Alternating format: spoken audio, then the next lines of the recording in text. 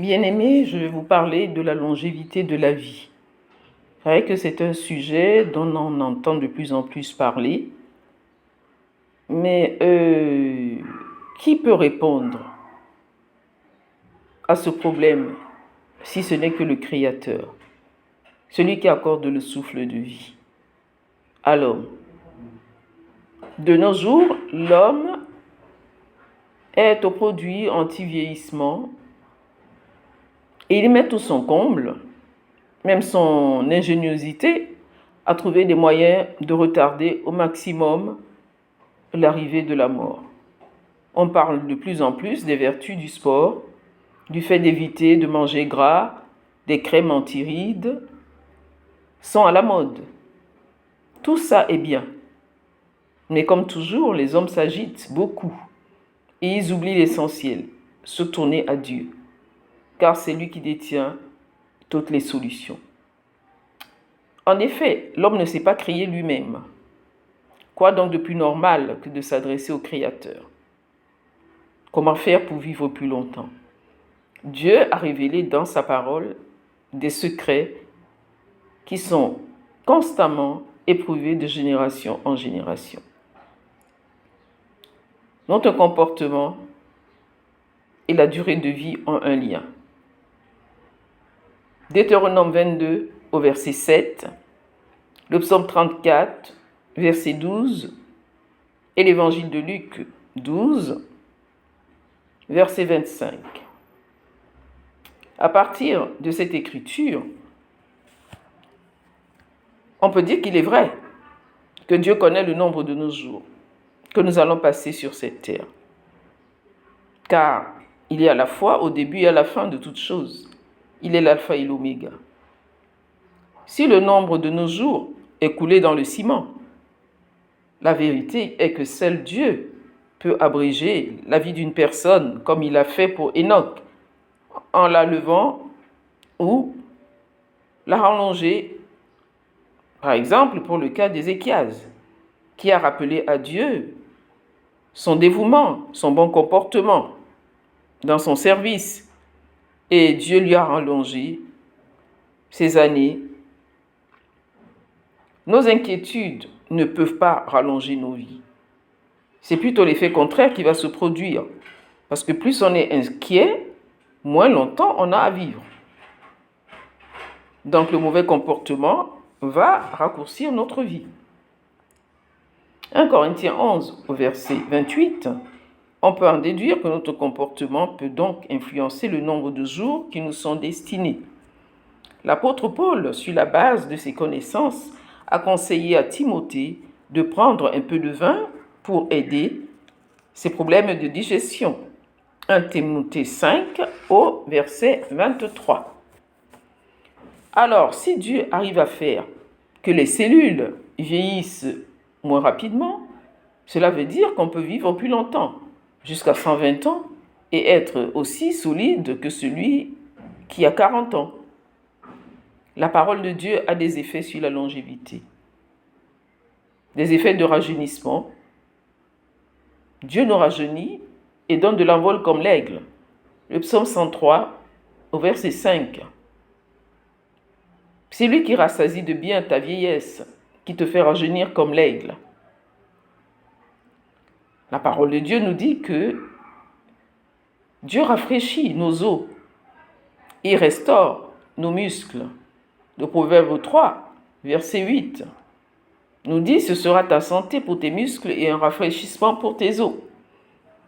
Ésaïe 66, verset 14. « Vous le verrez et votre cœur sera dans la joie et vos os reprendront de la vigueur comme l'herbe. » La restauration de la chair.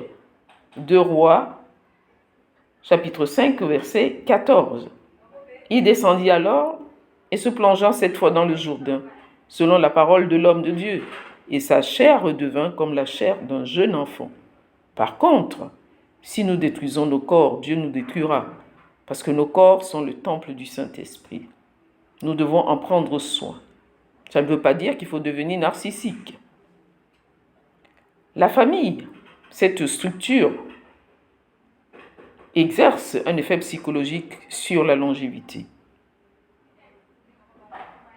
Et même notre disposition morale agit sur cette longévité.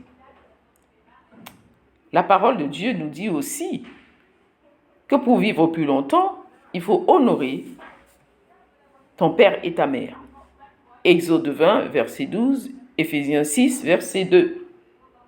C'est le premier commandement avec une promesse, celle de vivre heureux et longtemps. Les parents biologiques ou spirituels ont une autorité qui leur vient de Dieu. Qui honore son père et sa mère honore Dieu, ce qui lui est agréable. Les héros de la foi, dans Hébreux 11, vécurent longtemps. Enoch, 365 ans, Genèse 5 au verset 3, il marcha avec Dieu et il fut enlevé. Noé, 950 ans. Abraham, 175 ans, il mourut après une heureuse vieillesse, âgé, rassasié de ses jours, et il fut recueilli auprès des siens.